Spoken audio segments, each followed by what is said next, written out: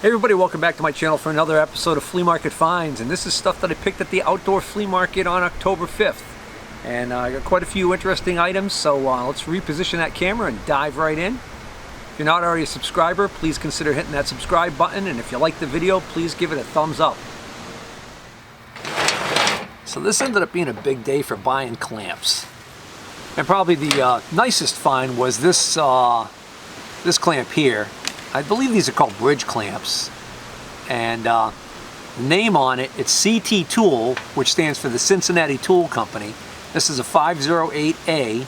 These commonly trade on eBay for 30 to 50 bucks, depending on condition.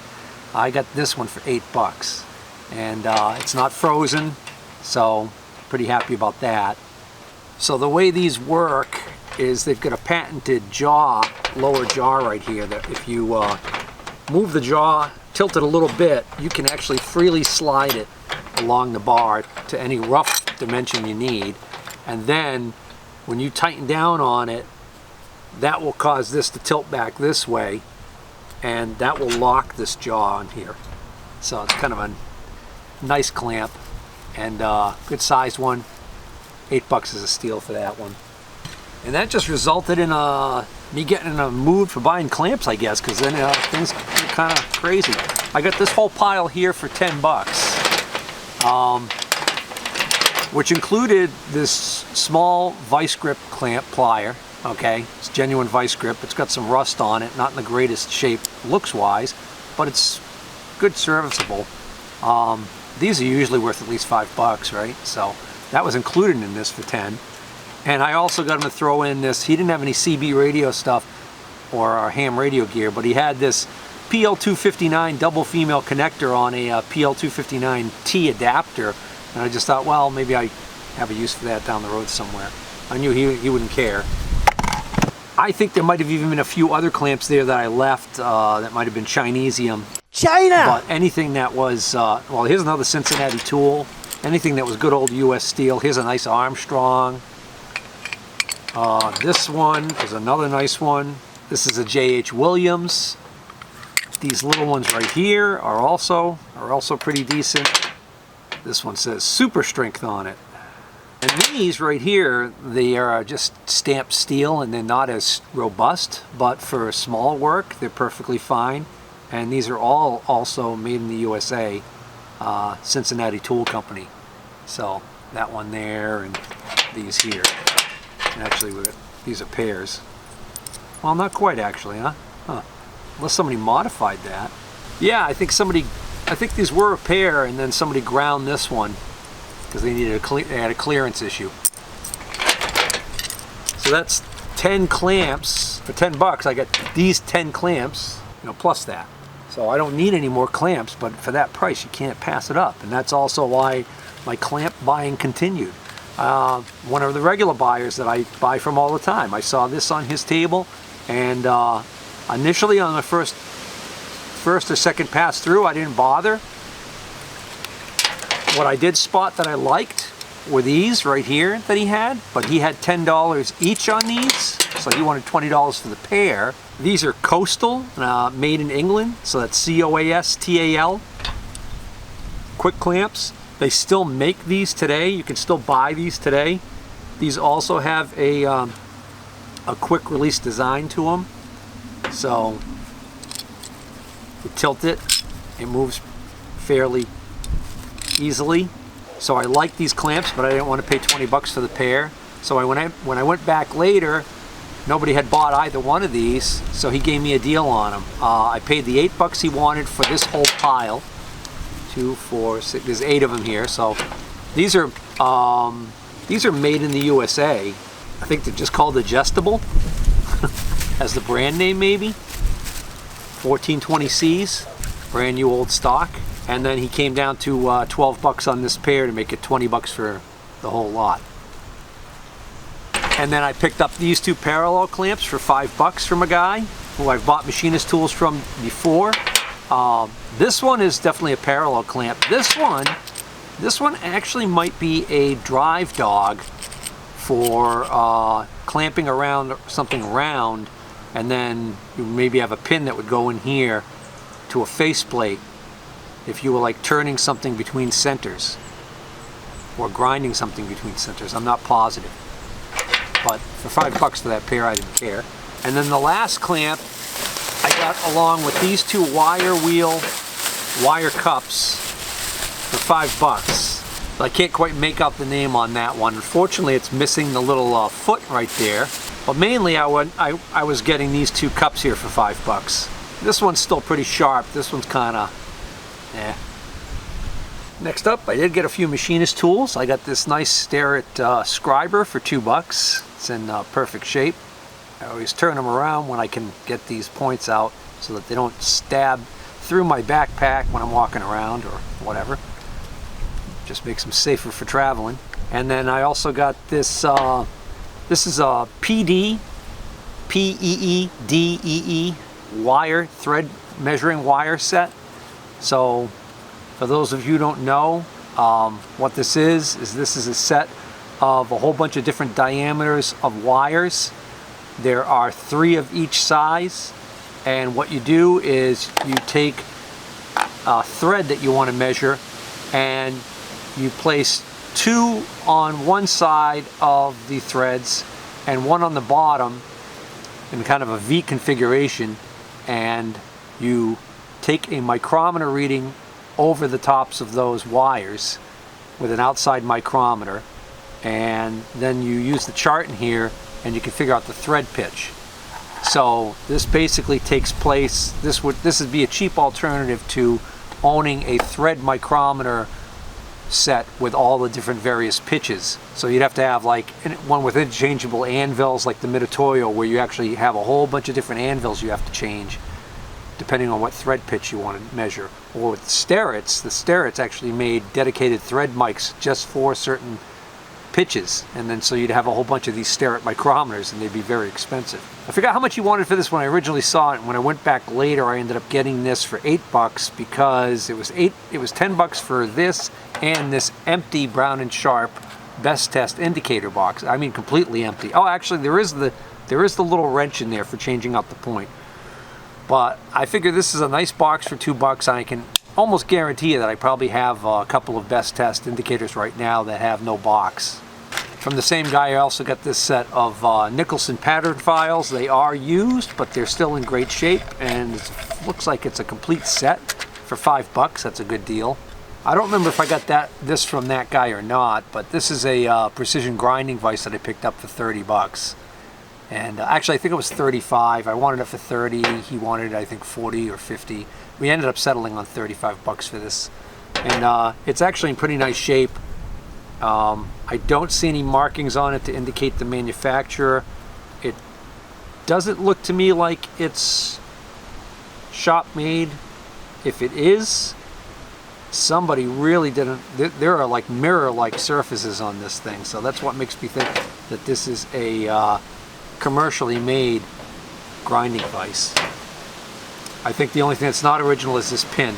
Picked up this Wild, literally that's the name on it, Wild, with an E on the end, W-I-L-D-E. This Wild threading tool, it says Wild USA 32, and I had to look it up. I realized that this was probably had something to do with chasing threads, but it actually is, in particular, it's for chasing threads on axles. So if you are working on a car or a truck and you've got an axle nut that doesn't want to go back on because the threads are damaged, the idea is you can chase the threads while leaving the axle in the housing with this thing. So I paid $5 for this. Last one of these that sold on eBay sold for like $15 or $16. There's a few on there right now for like $35, but they're not selling, so, you know, I only paid $5 for it. I'll probably end up just keeping it. I'm going to get to some vintage electronics in a moment, but I think this is the final tool that I scored. I think I got this from the same guy I bought that Starrett scriber from for $2, and I got this also for $2. Now this might be something really good, because it's very vintage, that's for sure. This is an early level.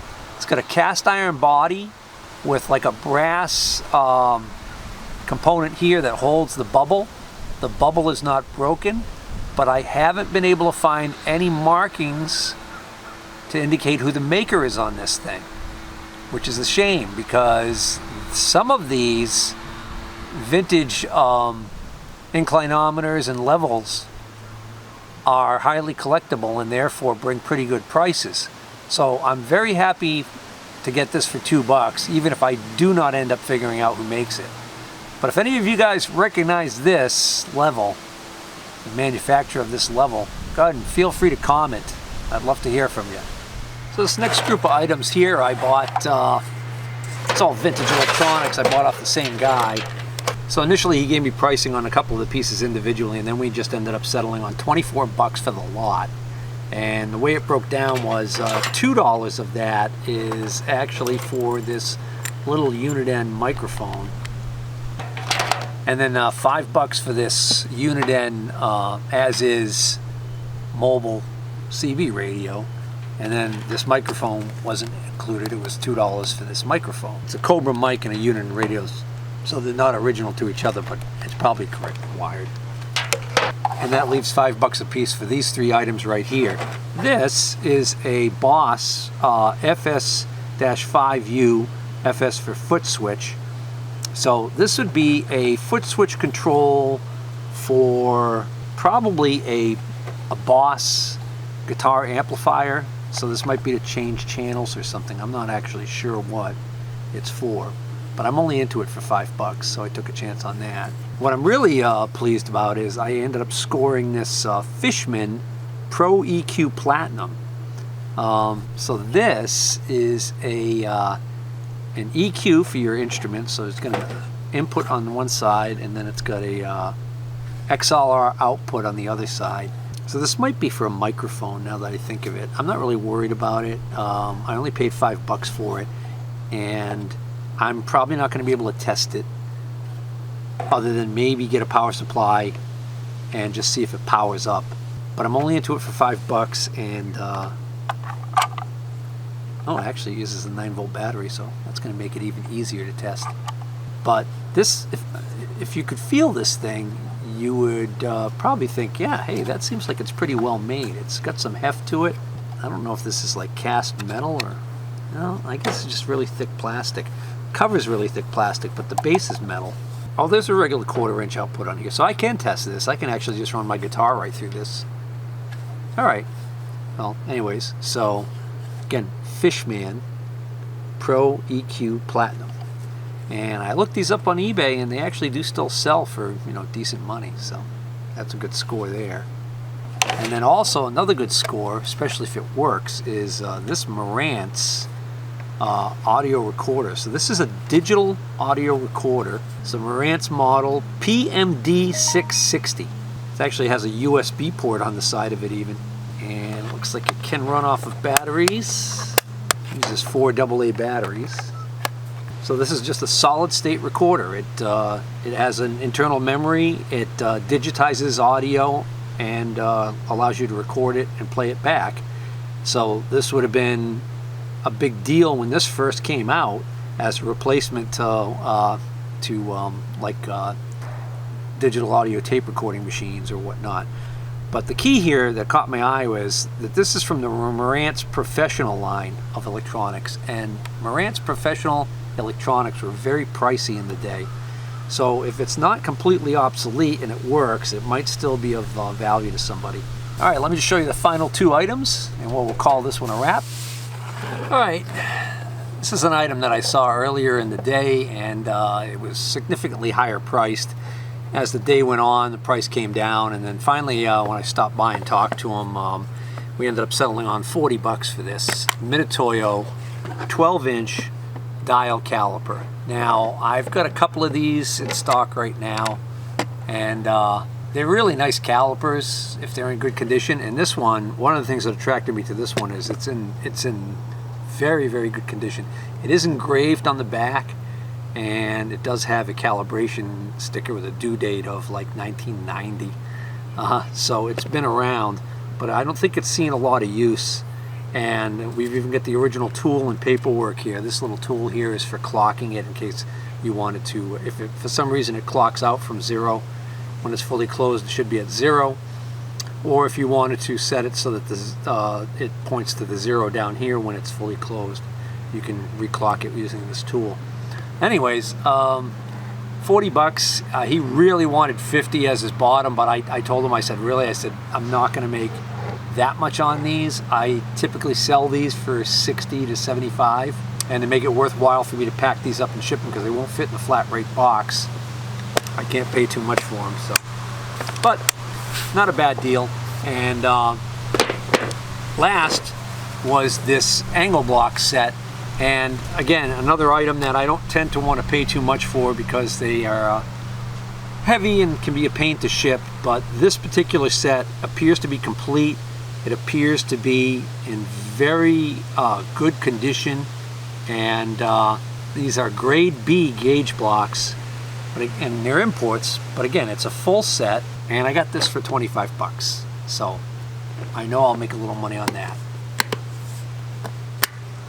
Well, that brings another video to a close. I hope you guys enjoyed the video. If you did, please hit that like button. And if you're not already a subscriber, please consider subscribing. Till next time, take care.